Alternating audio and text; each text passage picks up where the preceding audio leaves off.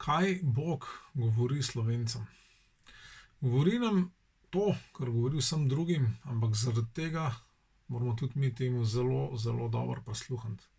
To, kar nam govori, je dobra novica, je izredno dobra novica, ki se pa začne tako, da se mora vsak od nas se mora obrniti nazaj k Bogu in se vrniti k Bogu, spremeniti moramo način življenja in se vrniti k njemu in mu začeti zaupati. Bog je namreč poslal v ta svet nekoga, ki je absolutno izreden, ki je naredil in dela stvari, ki so absolutno čudovite in so nad vsem, kar si sicer predstavljamo in izkušamo. Njegovo ime je Jezus. Zdaj, mnogi mogoče mislite, da veste, kdo je to, pa da veste, o kom govorim, ampak vam moram povedati, zelo verjetno se motite.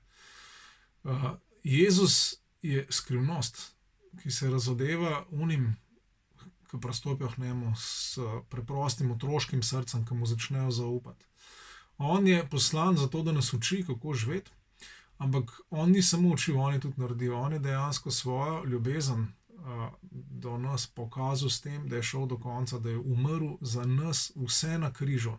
In zato, ker je umrl za nas, je nas iztrgal iz smrti, iz vsega možnega greha, iz zla in iz vseh posledic zla, zato da bi mi lahko živeli z Bogom, da bi se lahko vrnili k Bogu, da bi nam bili lahko grehi odpuščeni in da bi bili lahko prenovljeni po Svetem Duhu, ki ga je poslal. Se pravi, v Jezusu je nova življenjska moč za vsakogar, ki se mu odpre v tem preprostem otroškem zaupanju. In to je Božje sporočilo, da se vrnemo k njemu, da se odvrnemo od zla, od vseh grehov, od vseh stvari, ki žalijo Boga, pa tudi ki žalijo ljudi, in začnemo zaupati temu Jezusu, da ga začnemo poslušati, zato ker Jezus ni samo umrl za nas, ampak je po pričevanju Svetega pisma tudi vstal od mrtvih, nepreklicno se je vrnil v življenje in Bog mu je dal oblast nad vsem stvarstvom, popolno oblast, in zato moramo Jezusa poslušati.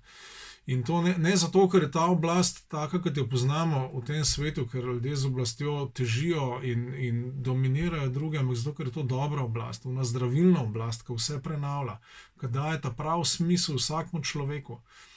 To je Božje sporočilo, zelo preprosto. Obrnite se k Jezusu, začnite ga poslušati, začnite zaupati vanj, začnite, odpirite se njemu in njegovi moči, njegovemu živemu, življajočemu Svetemu Duhu.